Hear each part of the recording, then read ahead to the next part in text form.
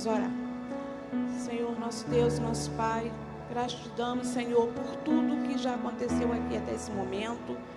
Senhor, o Senhor já tem falado aos nossos corações. Agora, Senhor, nós vamos nos preparar para receber o Teu recado, Senhor, através do Seu Filho, Pai. Que o Senhor possa usá-lo, Senhor, como instrumento nas Tuas mãos, para que Ele fale tudo aquilo que o Senhor já colocou no coração dele, Senhor. E que nós possamos estar com as nossas mentes atentas e os nossos corações abertos para receber o Teu recado nesta manhã. É a oração que te fazemos e agradecidos, em nome de Jesus Cristo. Amém.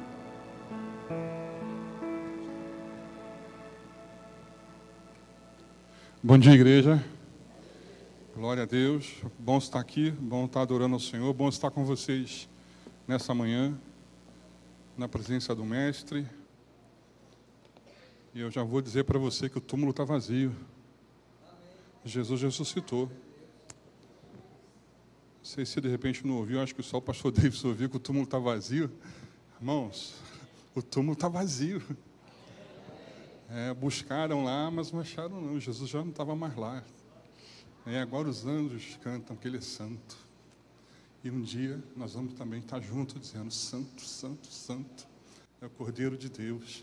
E vamos estar adorando ao Senhor dos Senhores juntos, clamando a Ele, dizendo, Senhor, como foi bom, valeu a pena.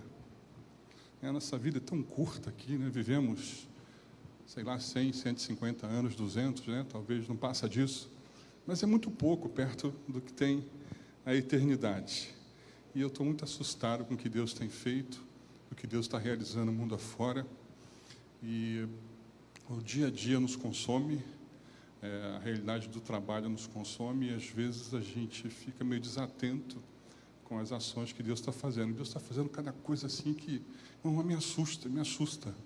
Né? E a gente só consegue ver isso se a gente começar a olhar, verificar a estatística. A estatística não é uma coisa que eu goste. Graças a Deus que tem inteligência artificial, que tem computadores para fazer para a gente, que eu odeio aquele trem, que ele é muito ruim, mas a gente tem que se debruçar sobre o estudo estatístico para entender o que Deus está fazendo mundo afora. E eu sei que há um descanso para o povo de Deus. Eu já quero que você acesse a sua Bíblia aí, enquanto eu vou falando, lá no livro de Hebreus, no capítulo 4, no verso 16. Enquanto você vai acessando, eu já quero dizer para você que a obra de Deus é dele, e ele é o protagonista da obra que ele mesmo gerou, que ele mesmo fez. E, inclusive, é uma obra que ele podia fazer num estalar de dedos. E eu não sei por que ele conta com a gente, não que ele precise, eu não sei por que ele conta, porque eu acho que a gente mais atrapalha que ajuda. A gente briga, faz fofoca, a gente arruma problema, a gente faz um monte de bagunça. Então, eu não sei por que Deus faz isso com a gente. Mas quem tem os filhos em casa sabe, se você, por exemplo, for lavar seu carro, há quem coloque aí nos lava-jatos para lavar, mas há quem gaste um tempo em casa para lavar o carro. Se você for lavar o carro sozinho, é uma realidade, mas você tem um filho e começa a botar ele para ajudar, irmão, seu carro não vai ser lavado, né? Vai levar o dobro do tempo para lavar e não vai ficar bem feito. E me parece que a obra de Deus é mais ou menos assim, porque esse tempo que a gente passa lá com o filho, ele vai mais atrapalhar, mas a gente gastou um tempo com ele juntos, brincando, se divertindo. Imagina a criança passar aquela esponja de aço no carro para lavar, deve ser lindo, né? As irmãs também, a gente pega os filhos para lavar a louça, com medo dele quebrar os pratos, jogar tudo, depois a gente tem que lavar tudo de novo. Demorou mais tempo, mas a gente passou um tempo com nossos filhos, né? Deus é muito bom. Me parece que a obra que Ele mesmo gerou é assim com a gente. A gente mais atrapalha que ajuda, parece, mas Ele está passando um tempo com a gente, sabe? A gente caminha com Ele, e se a gente não caminhar na obra, a gente acaba não conhecendo o Pai. Então, a gente tem que caminhar. É bom, é gostoso, sabe? Naquela perspectiva de que somos como crianças, andando com o Pai. É muito bom. Mas vamos ler o texto. lá no capítulo 4, verso 16. Assim sendo, aproximemo-nos do trono da graça com toda a confiança, a fim de recebermos misericórdia e encontrarmos graça que nos ajude no momento da necessidade. Deixa o texto aí. Eu estava vendo os desafios que a igreja vem sofrendo, os desafios que as missões vêm sofrendo. Havia, no passado, uma preocupação em alcançar os surdos das nações. Então, as missões se debruçaram em como criar estratégia para alcançar os surdos.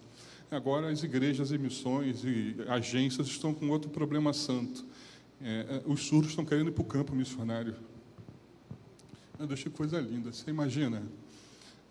O surdo querer vai embora. E como é que a igreja se vira com isso? Então, as igrejas e associações e missões e agências estão debruçadas pensando em como criar estratégia para enviar os surdos para o campo. Mas você vai perguntar, como que é isso? Qual é a efetividade disso? A efetividade é que um surdo brasileiro consegue comunicar o evangelho muito mais eficientemente no Afeganistão do que um cidadão afegão não surdo. Eu consegui explicar direitinho? Um surdo brasileiro consegue comunicar o evangelho de Deus, o evangelho de Jesus, muito mais eficientemente do que um cidadão afegão não surdo. Então, é assim, há um clamor e há um trabalho, gente. Deus está fazendo essas coisas assim e assusta, porque eu sei que Ele é o protagonista disso tudo. E eu queria desafiar você a aprender aqui na linguagem dos sinais. Jesus é o caminho, a verdade e a vida. Vocês topam? Eu não consigo, então eu tenho uma ajudante aqui, que eu não estou achando ela aqui, mas eu sei que ela está na igreja. Está lá, está vindo. Então, vocês vão aprender aqui na língua de sinais. Jesus é o caminho, a verdade e a vida hoje. O nosso tempo está curto, a gente só tem até 2 da tarde hoje aqui, domingo de Páscoa, vamos almoçar juntos aqui. Mas vamos aprender?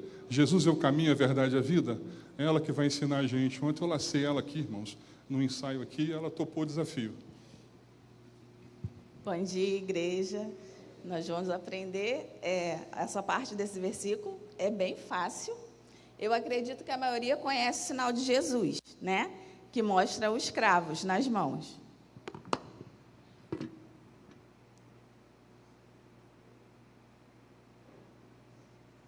Só que tem, respondeu Jesus. Aí faz o sinal de Jesus. Respondeu. Respondeu em R. Sou. Esse é o sinal de sou. Agora caminho. Com as 2 mãos. Verdade, a gente vai usar a letra P com a mão, a palma da mão para cima. A letra P é assim, tocando na palma da mão. E sinal de vida. Aí vamos fazer. Jesus respondeu: sou o caminho, a verdade e a vida. Facinho, né? Jesus respondeu. Vou fazer devagarzinho, tá? Jesus respondeu: sou o caminho, a verdade e a vida. Okay. Irmãos, glória a Deus, ó. Muito bom, muito bom. Glória a Deus. Por gentileza, coloca o PPT, por favor, a imagem aí, para a gente começar. Enquanto eles colocam, irmãos, o livro, esse livro, que muitos consideram como se fosse um sermão, que foi anotado, foi escrito lá pelo ano de 70 depois de Cristo, talvez antes. Nesse ano é o ano da diáspora, o ano em que os hebreus são expulsos de Jerusalém, são expulsos de Israel e vão para as nações, vão passar 1870 e tantos anos, 78 anos fora.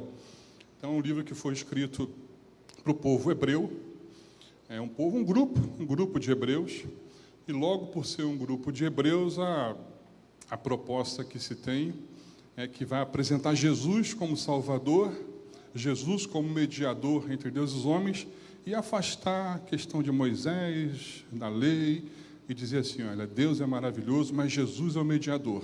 Então, ele apresenta essa proposta para os judeus.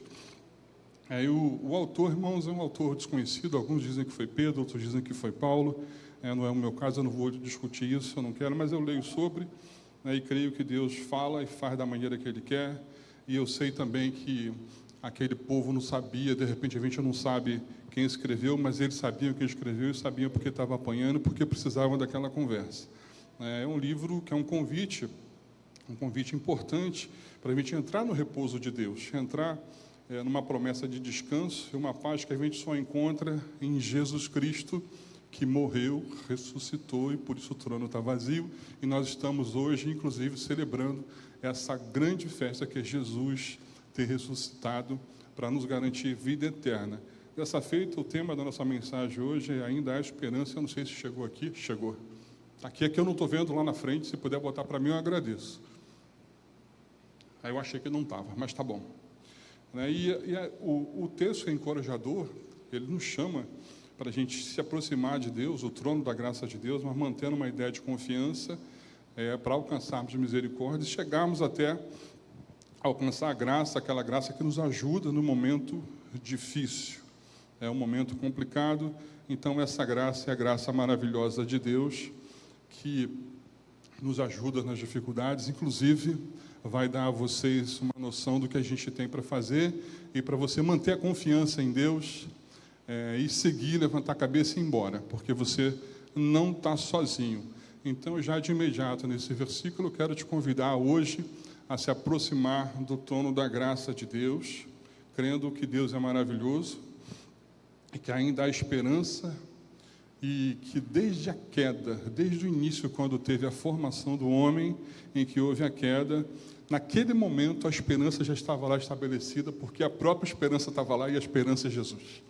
E naquele momento da queda, em que houve um momento no Gênesis, em que o homem pecou, em que o homem caiu, e que o homem teve que se afastar de Deus por conta do pecado, naquele momento o próprio Deus já preparou um plano de salvação, e Ele próprio trouxe a esperança, que é Jesus, esperança da glória, que morreu por nós.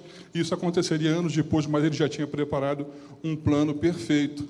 E Ele foi lançado, o homem foi lançado no exílio, ele estava no Éden, vivendo em paz no Éden, a vida tranquila, em paz, sossegado, com tudo em paz.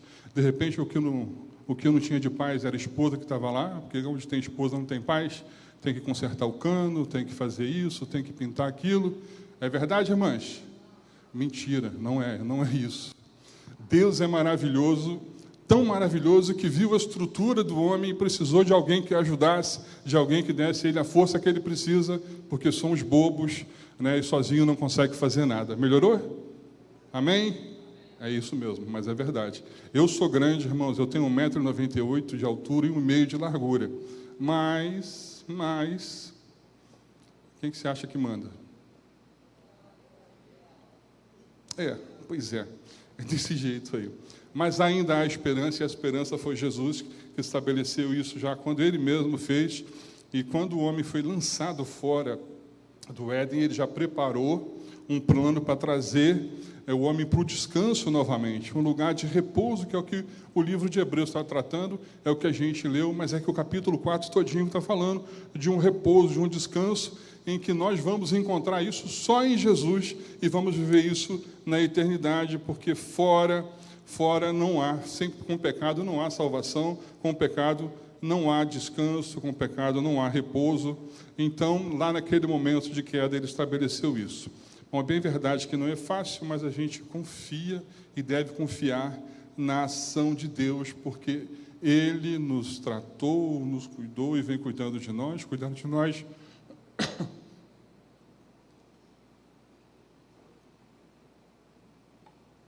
Porque no momento que Ele foi lançado fora, foi lançado da presença de Deus, esse plano que veio estabelecido é um plano que nós temos que comunicar para as nações. Passa, por favor, o próximo aí. Irmão, não passou, não. O povo da mídia, me ajude aí, por gentileza. Foi. Bom, então a gente precisa confiar em Deus. E você vai falar, por que tem que confiar? Confiar é uma coisa natural, mas é confiar para cumprir a missão que nós temos que desenvolver. A missão que nós temos que tratar. E qual é a missão? Informar para o mundo que o túmulo lá está vazio, Jesus não está mais lá, já ressuscitou, e tem um plano de salvação que Ele próprio preparou desde o início, na fundação do mundo. Passa, por favor. Então, nós temos um desafio importante hoje no mundo. Você vai falar, mas por que eu estou falando isso aqui? A gente está em campanha de missões, tá? Eu vou vender meu peixe aqui, se você não gostou dessa ideia, a porta está trancada, você não pode sair. Então, preste atenção. Os dados são importantes. Olha, são 7 mil povos não alcançados, um pouco mais.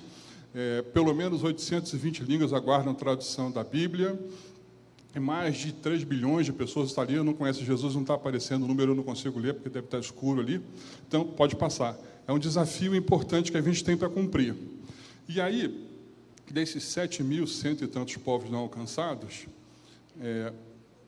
eu vou tentar falar para vocês o que é um povo não alcançado, mas a gente não vai... É só para a gente descobrir que o nosso vizinho não é um povo não alcançado. Então, olha lá, o povo não alcançado é um grupo étnico dentro de uma cultura, dentro de uma estrutura em que não tenha crentes o suficiente que consiga fazer com que Jesus seja anunciado dentro desse povo. Então, ele é considerado um povo não alcançado. Deixa eu botar esse trem aqui para aqui que fez barulho. Então, considera-se que em culturas que tenha menos de 2% de cristãos, esse é um povo não alcançado. Porque ele não vai conseguir movimentar de maneira tal para fazer o evangelho crescer naquele meio, naquela cultura. Bom, mas a gente não pode confundir as coisas. Na Europa tem países que têm essa estrutura, menos de 2% de cristãos lá. Aqui no Uruguai, pertinho, me parece que não chega a 3%. Mas veja, nesses países as pessoas conseguem entrar numa livraria e comprar uma Bíblia. Nesses países as pessoas conseguem acessar a Bíblia no celular. Então a gente não vai considerar nessa linha. Existe outra estrutura. Mas esse seria um povo não alcançado. Entendido? Então pode passar e vamos lá. Bom, e quais são os povos não alcançados? Passa por gentileza. Então, os povos tribais, 260 milhões. E desses povos tem 923 povos não alcançados. E aí o que fica assim para a gente de desafio, por isso que eu introduzi falando que a gente tem que confiar em Deus. Olha, é um missionário para cada 60 mil povo desse. Você consegue perceber? Então, os povos tribais. Passa o próximo. Irmãos, o próximo. Opa. Então, mais de 1 bilhão de hindus. 2.203 povos não alcançados. Então, é um missionário para cada 179 mil hindu. É um missionário cristão, um missionário protestante, tá? É importante dizer isso. O próximo, por favor. 385 milhões de budistas, 511 povos não alcançados. Então, é um missionário para cada 260 mil budistas. Está dando, irmão? Vocês estão conseguindo entender que é um missionário para alcançar essa turma toda? Aí eu volto a dizer, a gente tem que se chegar ao trono de Deus com confiança, que é o texto que nós lemos. O próximo. Esse é um grande desafio, um grande desafio. São 1,8 bilhões de muçulmanos, com 3.462 povos não alcançados. Irmãos, e assim, é confiança, porque quando há 8 anos atrás, talvez, quando eu vi a primeira estatística, eram 400 mil muçulmanos para um único missionário cristão evangélico. Essa proporção cresceu para 405 mil. Então, é um desafio que nós temos que fazer com confiança. Mas Deus está fazendo umas coisas assim que me assusta. País remoto, uma região remota, de um missionário que eu não vou dizer o nome, com a família, esposa, filho, para criar a estrutura necessária para poder pregar. Como é que você prega para muçulmanos? Como é que você prega para esses irmãos amados de Deus? Tem estratégias para fazer, mas eles estavam lá orando e tocando a vida deles. Em certa altura, de noite, ele começou a ouvir uma barulhada. Essa é dentre muitas outras histórias que a gente ouve, tá? E foi chegando mais perto, ele viu que tinha tochas, e foi chegando a multidão, e ele chamou a família: olha, nós somos descobertos e vamos morrer. Vamos orar, falar com Deus e entregar a nossa vida. Mas ele viu que tinha crianças, mulheres, e, bom, eles não vão matar a gente com crianças aqui, mas o povo Chegou e o líder tribal chamou, bateu na porta. Ele, olha, você é fulano de tal? Ele, eu sou. Ele, pois é, na noite passada, todos nós tivemos o mesmo sonho, um homem chamado Jesus. E ele mandou vir aqui procurar você, que você tem uma mensagem de salvação para a gente. Você confia em Deus? Esse número para mim não é nada. Essas estatísticas não são nada. Deus está no controle e está fazendo. Vamos embora, passa para a gente ler o próximo. Bom, são 120 milhões de ateus e outros povos. Desses aí, queridos, nós são 71 mil para cada um cristão que está pregando. Nós vamos fazer na nossa força? Vamos fazer na força de Jesus. Lembra que eu falei? Ele é o protagonista da própria obra que ele fez. Foi ele que preparou o plano de salvação, foi ele que fez isso tudo. Foi ele que mesmo se entregou por nós. Então, vamos confiando. Passa, por favor, o próximo, acho que a gente vai seguir para outro tema. Bom, esses slides é para dizer que nós não estamos entre eles. Os pontos em azul estão ali embaixo, são cristãos, e os pontos em vermelho não cristãos. Cada ponto desse representa 50 mil pessoas. Passa o próximo. Bom, está aí, ó. É 81%, 80% dos budistas, muçulmanos, nunca viram um único cristão. Está ali, 14%, desculpa, mas eu errei a estatística, estava anterior. Então, de muçulmanos e hindus, 86% de cada um desses povos não conhece um cristão pessoalmente. Não conhece, né? Como a gente aqui, isso é fácil a gente falar. Porque a gente anda na rua aqui, as pessoas conseguem identificar que nós somos crentes. Essa turma vai andar a vida toda, não vai ver um único cristão. Então, há um trabalho para a gente fazer. Pode passar, por favor. E aí eu quero contar com a misericórdia de Deus. Eu te convidei para confiar, para você tratar, entender que Deus está no controle, que Ele é maravilhoso e que Ele fez algo importante sobre nós, mas que Ele próprio tem o seu plano de salvação. Ele escolheu o povo hebreu, pelos motivos dele, não significa que ele não tenha se apresentado a outros povos, mas o que nós temos registro na Bíblia é que ele escolheu Abraão e se apresentou para o povo hebreu. E falou para esse povo hebreu que, começando com Abraão, que ele seria uma grande nação. E ele escolhendo esse povo hebreu, irmão, você pensa comigo, o povo hebreu, aguerrido, guerreiro, mas se é um povo que entende de ser escravo, é eles. Eles foram vassalos ou dominados por assírios, babilônicos, persas, medo-persas, pelos macedônios e, por fim, por Roma, que os expulsou de lá. Eles entendem, sabem o que é escravidão. É curioso que, no período que eles estiveram escravos, por exemplo, em Babilônia, Deus determinou que seriam 70 anos. Ainda falou assim, olha, vocês façam casas, comprem terrenos, façam casas, se organizem aí, porque onde vocês estão, no exílio que vocês estão, vai demorar. São 70 anos que vocês vão ficar aí. Jeremias falou sobre isso para o povo, era engraçado que estava Jeremias falando, olha, parem de se levantar, não tentem se rebelar, porque foi Deus que mandou a gente ficar aqui, e vai ficar 70 anos. E tinha falsos profetas brigando, vamos brigar, vamos se levantar, a gente não pode ficar preso. Mas Jeremias está dizendo, vai durar 70 anos esse exílio. E, de fato, durou 70 anos.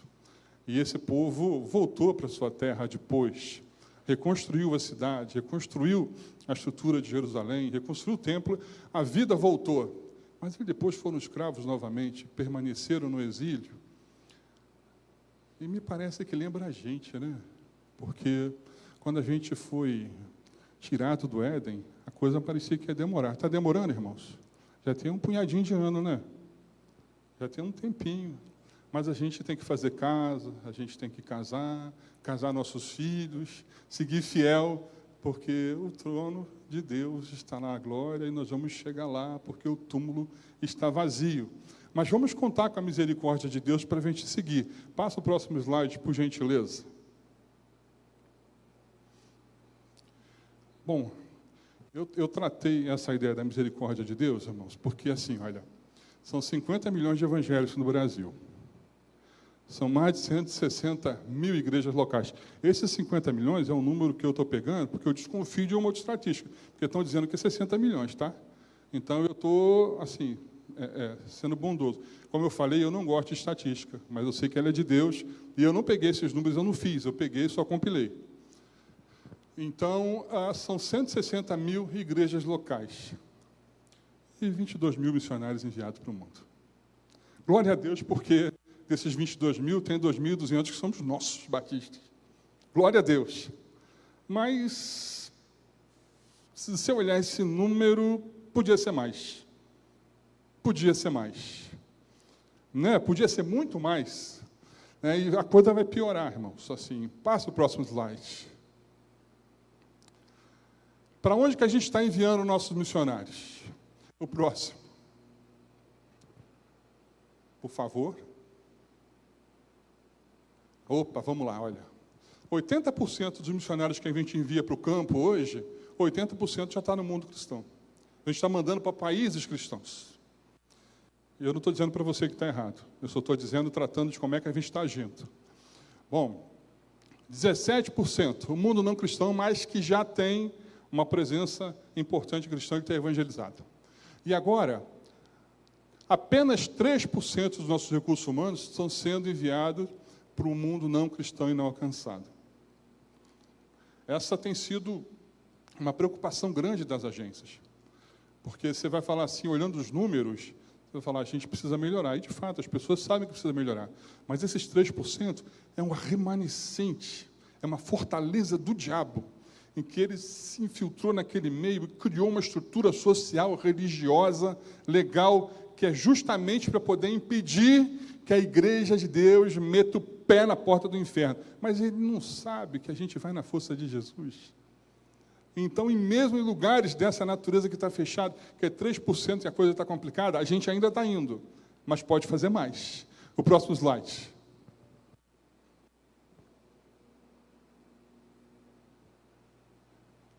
Oi, vamos lá? Agora o recurso, o valor financeiro. Para onde que nós estamos enviando ele? Olha, 87% de tudo que a gente arrecada está sendo enviado para o mundo cristão. 12% para o mundo cristão não evangelizado. E apenas 1% para o mundo não alcançado, para o mundo não evangelizado. E aí a gente tem que olhar, orar, confiar em Deus. Mas orar pelas agências, orar pelo povo que está envolvido, debruçado nisso. Lembre, a gente faz missões orando, contribuindo, mobilizando e indo. Então, nós estamos aqui contribuindo, nós estamos aqui mobilizando, estamos aqui orando. Deus abençoe, que daqui a pouco a gente vá também. É aquela oração que a gente tem que fazer, Senhor, abençoe lá a tal região e, se possível, me inclua no meio para eu estar junto. Essa é a oração real. Então, essa proposta que a gente está olhando aqui, a gente precisa orar mais, a gente precisa confiar mais em Deus, dedicar a nossa vida a Deus ao ponto de entender que a misericórdia dele conosco é grande, porque esses números mostram que a gente está sendo meio desobediente no envio, meio desobediente no cuidado, a gente tem que orar mais. Irmão, você não tem noção de como é que é a oração importante na pregação do Evangelho. Não tem pregação do Evangelho sem oração. Não tem obra missionária sem oração.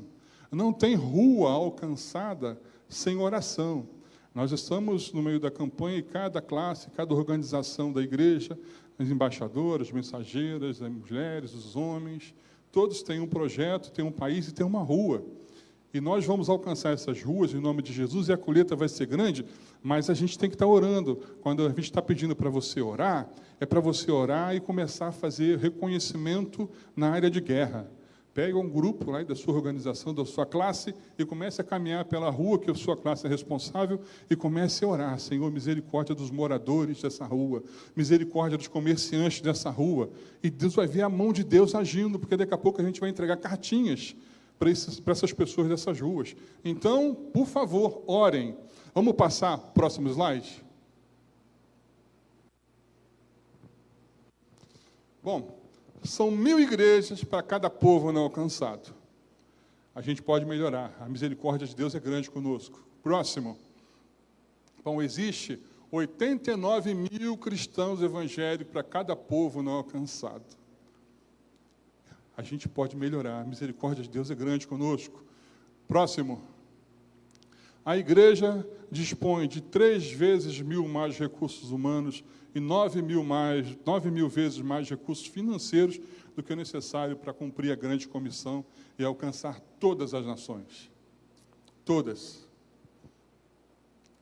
Enquanto a gente está aqui falando sobre essas coisas, sei que Deus está movimentando no coração de vocês. O ir para o campo é sempre um tabu. Estar lá é sempre um tabu.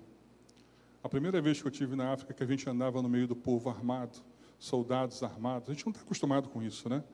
A gente está acostumado a ver a polícia armada aqui, enfim, isso é uma coisa natural. Mas você vê um monte de soldados armados, você vê pessoas com aquelas vestimentas, um país muçulmano, com vestimentas diferentes, e você está andando. Eu não andava sozinho. Aliás, estava eu, mais 3 colegas, 3 amigos, ninguém queria ser o último, que estavam os locais na frente, e quem queria ficar para trás? Ninguém quer ficar andando pelos becos, vielas. É desafiador, mas nós vamos na confiança em Deus, Ele que está fazendo, não somos nós. Eu tenho certeza que ninguém quer ser mártir, eu também não quero, mas nós vamos avançar em nome de Jesus. Passa o próximo slide para acabar de matar, por gentileza. Olha, a graça de Deus, ela nos alcançou, mas nos alcançou de uma maneira que a gente precisa divulgar ela para as nações. E aí, a graça, a misericórdia de Deus, eu introduzi falando que eu estou assustado com o que Deus tem feito, porque ontem a gente vê as estatísticas.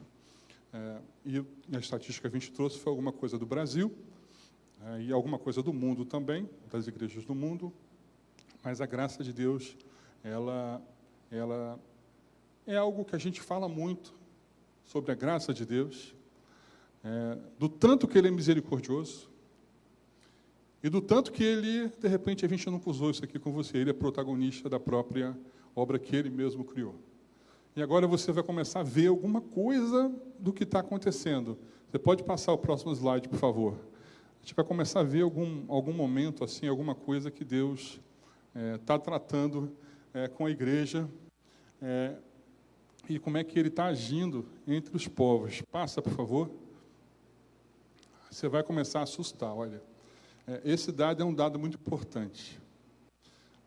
Em 18 séculos, o número de cristãos como nós, que estamos aqui dedicados, ele saltou de 0 para 2,5% lá no século lá de 1900. Para a década de 70, saltamos para 5%. Chegamos nos anos 2000 com 11,2% no mundo.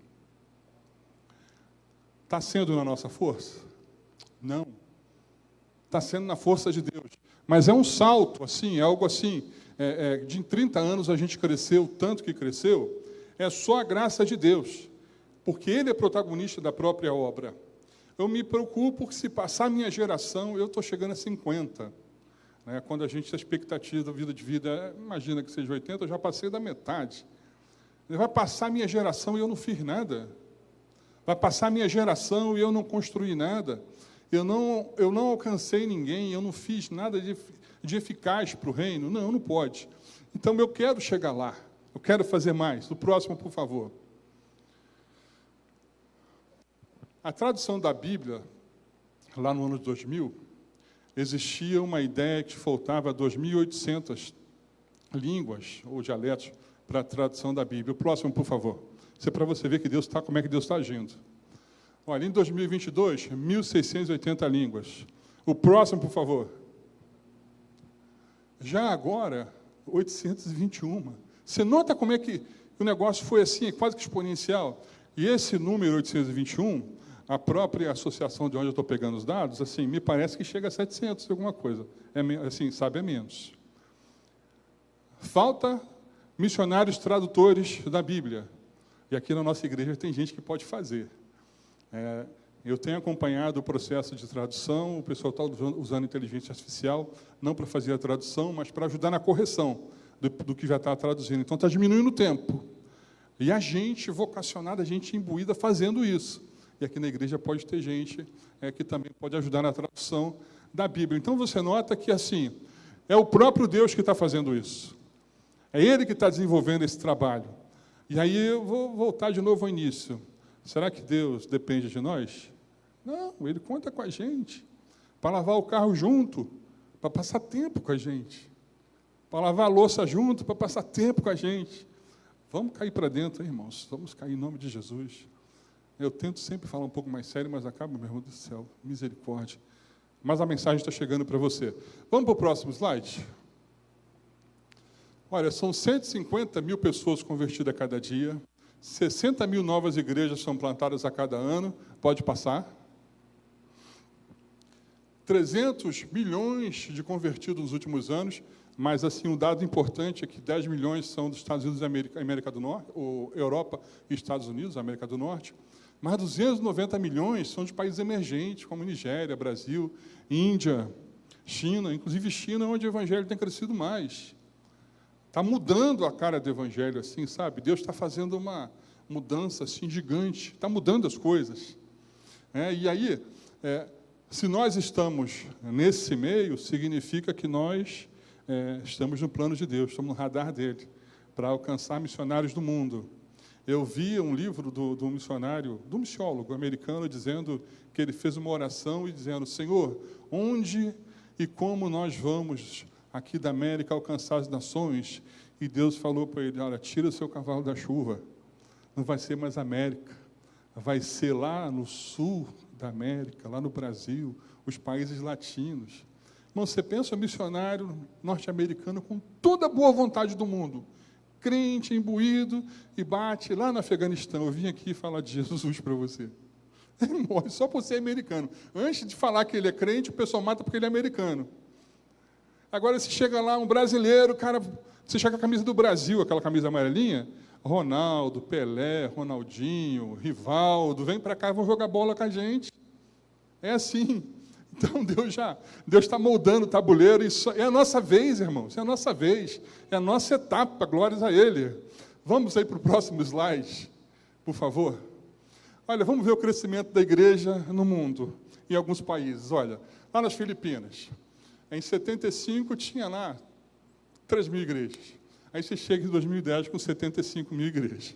Você consegue ver como é que as coisas estão andando? Próximo. No Camboja, em 1990, 10 grupos pequenos. Em 2005, 1.000 igrejas. Em 2010, 2.700 igrejas. E está mais, porque eu conheço pessoalmente um missionário que foi para o Camboja e está lá trabalhando. E ele não fica só no Camboja, ele fica revisando os países lá da região. E, inclusive, alguns adolescentes aqui tiveram algum material também do Camboja, da Malásia, que eu passei. Então, assim, a igreja lá está crescendo e Deus é que está dando esse crescimento. O próximo. Olha na China, irmãos. Na década de 50, uma igreja. Depois 40, 60. A gente chega em 2010 com mais de 100 igrejas. Não dá para a gente falar do que é a China, mas, enfim, dá para mostrar para você que naquele país, olha, 128 milhões de cristãos. Passa, por favor. Bom, 85% dos movimentos de muçulmanos para o Evangelho, para Cristo, aconteceram nos últimos 12, 15 anos. Deus está fazendo uma obra muito grande e a gente tem que seguir no meio dela. Pode passar o próximo, por favor? Olha, e se realmente queremos ver Cristo adorado entre todos os povos, então precisamos ir onde ninguém está indo, fazer o que ninguém está fazendo e arriscar o que ninguém está arriscando. Isso não é coisa de coach, não, tá? É coisa real. E isso não fui eu que criei essa frase, não foi eu que criei esse texto. Isso é o que a igreja mundial, as missões mundiais chegaram a essa conclusão. Eles já chegaram que não tem mais o que fazer, eles têm que ir nessa linha. Não dá para ser diferente. O próximo, por favor, para finalizando. Bom, para que haja unidade de adoradores. Vocês conseguem ver que está um monte de muçulmanos aí em torno da Kaaba? A Kaaba é um prédio grandão e todo mundo pensa que é a Kaaba, que é aquele prédio ali gigante, alto. Mas dentro dessa Kaaba tem uma pedra. A pedra que, segundo a tradição islâmica, ela era branca, mas por conta do pecado ela ficou negra. Aí você vai se assustar com o que eu vou te falar agora. Você sabia que essa pedra, segundo a tradição islâmica, foi dada para Abraão e para Ismael? Essa pedra foi tirada da terra, segundo a tradição islâmica, no período do dilúvio, porque, se você não sabe, os muçulmanos também acreditam em Noé. E quando teve o dilúvio, ela foi tirada da terra. E Abraão, por ser um homem justo, segundo o Alcorão, ele foi lá e recebeu essa pedra, e essa pedra foi colocada na Caaba, que inclusive a região onde ela foi construída, onde foi tratada, é a região para onde Agar, que era a mulher escrava de Abraão, para onde ela foi. E lá ele mandou construir esse trem, e essa pedra foi colocada lá. A gente, às vezes, se tranca na nossa realidade, né, e não se abre para entender a estratégia do inferno, porque, assim, você pegar uma verdade e maquiar, é fácil de enganar o povo, porque é isso que é feito. Irmãos, o culto está transmitido, misericórdia, mas o Alcorão é uma maquiagem.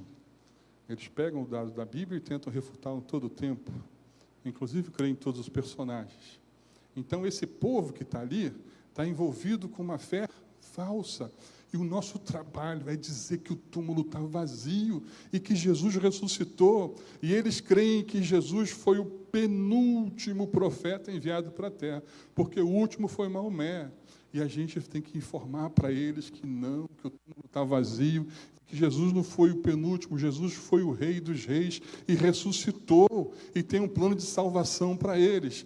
E enquanto a gente, às vezes, não entende, a gente precisa olhar para a Bíblia, quando, por exemplo, Pedro teve um sonho e viu uma série de animais que ele não queria chegar perto, e Deus falou para ele, você tem que comer esses bichos, dando para ele uma referência, que ele tinha que se misturar com toda a humanidade, e ao mesmo tempo que Deus está falando com ele, está falando com outro homem, e falando, ele procura Pedro, porque ele tem uma mensagem para você. Ele não sabe ainda, mas ele tem uma mensagem que é para você. Ele está achando que aquela mensagem é só para ele. E nesse instante tem um monte de gente no mundo e está assim, olha, procure o pessoal da PIB, eles têm uma mensagem para você. Tem o povo da rua da Vinda de Heliópolis, tem o povo da Vinda da Atlântica, tem o povo da rua, que eu esqueci o nome, o povo da praça, da Solano Menezes, da rua Tamoios, da rua Taperoá, não lembro o nome das ruas, irmãos, é um monte. Mas lá é um povo esperando, sabe, para ter essa mensagem que é minha e sua. Assim como está essa gente toda esperando e entendendo que Deus é misericordioso e que a graça dele de salvação vai chegar para eles. Eles ainda não sabem, mas aqui na nossa igreja tem um povo orando por eles. Se você ainda não está orando, eu vou te falar, se você nunca perdeu uma noite de sono pelas pessoas que estão morrendo sem salvação, irmãos, eu te convido a começar a refletir hoje. Vai terminar o dia de hoje, vão ter morrido 38 milhões, muçulmanos sem ter conhecido Jesus. Vão ter morrido um número semelhante de hindus sem ter conhecido Jesus. E aí nós estamos celebrando, nesse momento, com alegria, que ele ressuscitou. E pela ressurreição de Cristo, ele venceu a morte e o pecado, pisou na cabeça do diabo e falou, meu filho, tudo que você tinha para acusar, esquece. Porque eu já vim aqui e fiz um sacrifício no lugar desse povo. Então, a salvação agora é garantida. A gente está com essa salvação, a gente precisa que essa graça chegue para o mundo. E enquanto eles estão na tormenta, e está na tormenta, a gente pode lembrar do texto de Mateus 14, 22, que Jesus manda os discípulos para fazer uma obra. Olha, você entra nesse barco e vai para o mar, vai para o outro lado, eu vou depois. E Jesus foi despedir uma multidão que estava lá. Mateus 14, 22, 23, 24, 25, 26, se você quiser ler o texto depois. E Jesus entra e vai orar enquanto os discípulos estão no mar. Eles tinham uma missão para fazer. Eles tinham algo para cumprir. Mas o mar se levantou, irmãos, o negócio ficou estreito, o vento para todo lado, o mar batendo. E os discípulos começaram a se desesperar. Medo, porque eu também tenho medo. E, curiosamente, Jesus já sabia daquilo, mas ele foi orar, falar com o Pai, e está orando com o Pai. O texto fala que lá pela quarta vigília da noite, se eu não me engano, é que Jesus vai até eles. Mas, assim, para contextualizar, a primeira vigília dos judeus de 18 às 21, a segunda de 21 até meia-noite, a terceira de meia-noite até as 3. Então, os caras ficaram lá pelo menos umas 8, 9 horas no meio do mar pegando fogo. Não, o mar não pega fogo. Da água batendo para todo lado. E está Jesus conversando com o Pai. E eles estão indo cumprir uma missão que o próprio Deus deu para ele. E é um ensino. O primeiro ensino que eu quero deixar para você aqui agora, antes da gente terminar. Deus mandou a gente fazer, não significa que não vai ter adversidade. Significa que ele está intercedendo o Pai, falando, Pai, eu posso ir agora? E o pai, não, espera que eles aguentem um pouquinho mais. Pai, eu posso ir agora? Não, espera que eles aguentem um pouco mais, rapaz. Pai, eu posso ir agora? Eu já lavei carro com eles. Eu já lavei louça com eles. Conheço, eles aguentam um pouco mais. Aguenta. E agora, quando Jesus vai para lá, Jesus podia chegar de helicóptero, Jesus podia chegar de avião, podia pular de paraquedas, podia chegar nadando, mas não, ele resolveu chegar andando por cima da água. Que é só para o negócio ficar mais bonito mesmo. A gente já está com a vida miserável aqui, afundando, ainda vem fantasma para cá. É bom que Jesus chega e Pedro diz que, olha, eu posso andar contigo aí. E aí fica um segundo ensinamento. É que os outros estavam lá, na situação que estavam, mas ninguém quis andar com o mestre na água. Ninguém resolveu confiar. E eu não introduzi, eu falei, vamos confiar em Jesus. Porque a obra que a gente vai fazer vai ter adversidade, vai ter o mar bravio, mas a gente tem que confiar e pular na água. Você pula na água porque Jesus está nela. Jesus está lá. E quando ele começou a afundar, Jesus levanta e puxa, meu filho, vem para cá. Ó. A gente tem que lavar um pouco mais de carro junto, porque você não aprendeu ainda. Então, eu quero convidar você a orar hoje, a confiar, a crer na misericórdia de Deus e a crer que a graça dele te alcançou. Mas isso não foi para você ficar parado dentro do barco enquanto a tempestade está. Ele te convidou para você pular no barco e alcançar muita gente, alcançar outras pessoas, começando com você próprio. Porque, de repente, se você não está perdendo uma noite de sono orando por tanta gente perdida, pode ser que, infelizmente, irmãos, com muito amor eu estou falando isso, tá? Pode ser que, de repente, você não tenha nascido de novo ainda. Você precisa nascer de novo. Porque se você não perde uma noite de sono orando por pessoas que não conhecem o Jesus que você conhece, por pessoas que não sabem que você sabe hoje que o túmulo está vazio, e tem um montão de gente precisando. Aí o próprio Deus está fazendo, tá? Porque a graça dele, como eu falei, é maravilhosa. As misericórdias dele conosco são muito grandes, dadas as estatísticas que nós vimos, de apenas 22 missionários enviados para o campo, quando poderia ser muito mais. E aí, finalizando, passei um minuto para entregar, assim, olha, a volta de Jesus só vai acontecer quando o Evangelho do Reino for pregado para todas as nações. Pastor Davidson, por gentileza. Pastor Davidson vai estar orando, encerrando, enquanto você reflete, enquanto você analisa as informações que são importantes. E me ajudem a divulgar, me ajudem a falar mais.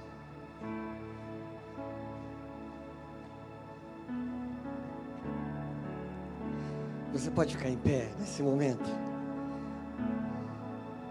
e na presença do Senhor que está aqui, Deus onipresente, colocar a sua vida diante do Senhor, com os olhos fechados, ao som desta música, colocar a sua vida dizendo: Senhor, eu quero fazer parte de tudo que o Senhor está fazendo no mundo afora. Pessoas estão dormindo e sonhando com Jesus e acordando salvas, porque Ele está mostrando que não é a nossa força, é o poder dEle, só que Ele nos dá o privilégio de fazer parte disso.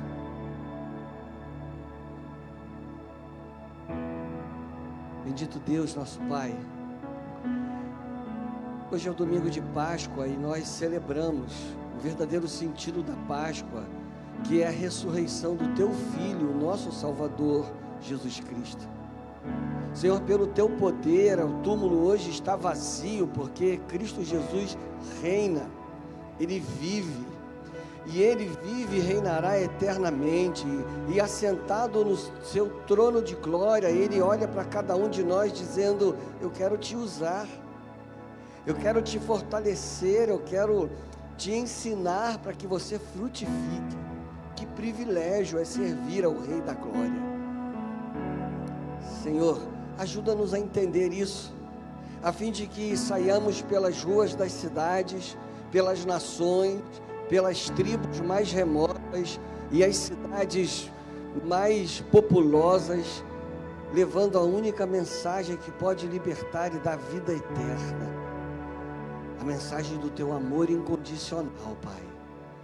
Senhor, levanta mais obreiros, mais vocacionados, vocacionados para irem ao campo, vocacionados para traduzirem a Tua palavra aos idiomas que ainda não está disponível a Tua palavra, Senhor. Ó Deus bendito, dá-nos ousadia, dá-nos, Senhor Deus, mais confiança em Ti e na Tua provisão, para avançarmos como agência do Teu reino, Pai. Senhor, muito obrigado, porque nesta manhã somos desafiados e conhecendo um pouco mais da realidade missionária ao redor do mundo, colocar as nossas vidas em Tuas mãos, para cumprir a missão. Usa-nos, ó Pai, aqui em Heliópolis, nesta nação tão carente, e as nações do mundo até os confins da terra, para que haja transformação, para que haja libertação, para que haja novo nascimento, para que haja vida abundante, através do Teu Filho Jesus. Senhor, muito obrigado pelos desafios desta manhã, pela vida do pastor Robson, Senhor. Obrigado por estarmos aqui nesta manhã, Senhor. Ó Deus, nós Te louvamos porque temos a liberdade de nos reunir como igreja do Senhor. Senhor, os nossos irmãos na China não têm essa liberdade, no Afeganistão, na Coreia do Norte, no Iêmen, Mianmar, países onde a perseguição aos cristãos é cruel, é visível. Nossos irmãos estão morrendo ali, sendo assassinados, degolados, torturados, por professarem a sua fé em Cristo Jesus, assim como nós. E aqui nós podemos fazer isso publicamente. Nós podemos andar pelas ruas, vestindo camisas que comunicam a mensagem de esperança. Podemos andar pelas ruas pregando o Teu Evangelho. Podemos realizar projetos como o CDR, o Dentro e Fora, o Nada Além do Sangue, e ninguém nos impede. Mas quantos de nós, vendo tudo isso que é feito, cruza os braços e fica apenas como espectador? Ó Deus, muda isso na nossa vida, muda isso na nossa história, e faz com que sejamos um povo que avança com ousadia, não olhando para o vento forte, para as ondas grandes, não olhando para o mar que não se abre, mas mantendo os olhos fixos em Jesus Cristo, autor e consumador da nossa fé, para assim, Senhor, vivermos com ousadia, testemunhando e frutificando para a glória do Teu nome.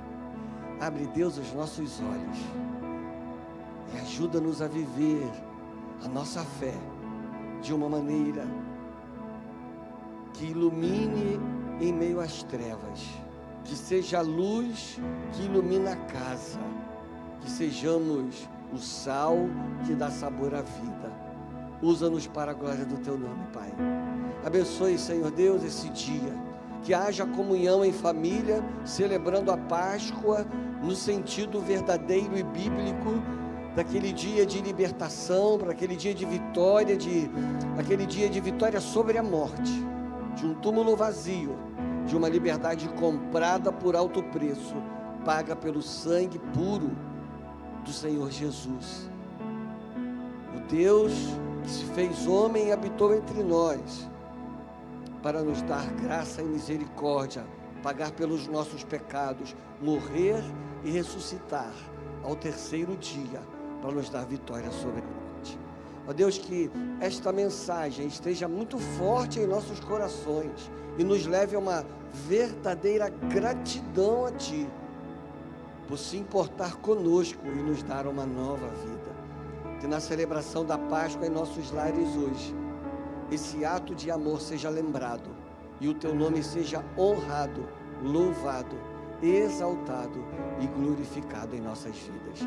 Abençoe esse dia, abençoe a noite quando teremos o musical, Senhor, mais uma oportunidade de contar esta mensagem de uma maneira clara, para que muitos de nossos amigos e familiares ainda não crentes possam ouvir e possam crer. Usa-nos para a glória do Teu nome. Abençoe, Deus, nosso caminho de volta aos nossos lares, e que estejamos juntos aqui, reunidos, celebrando ao Teu santo nome, mais uma vez, nesta noite. É o que nós Te pedimos, nessa hora, Pai, colocando os nossos missionários que estão no campo em Tuas mãos, colocando aqueles que vão se levantar e se apresentar para irem ao campo, servindo a Ti e proclamando o Teu amor.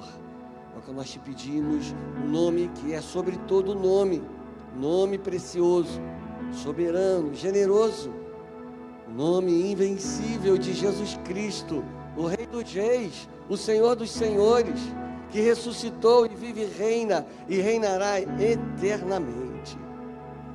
E agora, que o bondoso amor de Deus, o nosso Pai, que a maravilhosa graça de Jesus Cristo Filho, o nosso Salvador, que a comunhão, as doces consolações e o poder do Espírito Santo de Deus sejam presentes em nossas vidas e nos use para a glória do Teu santo nome, hoje e para todo sempre. Amém.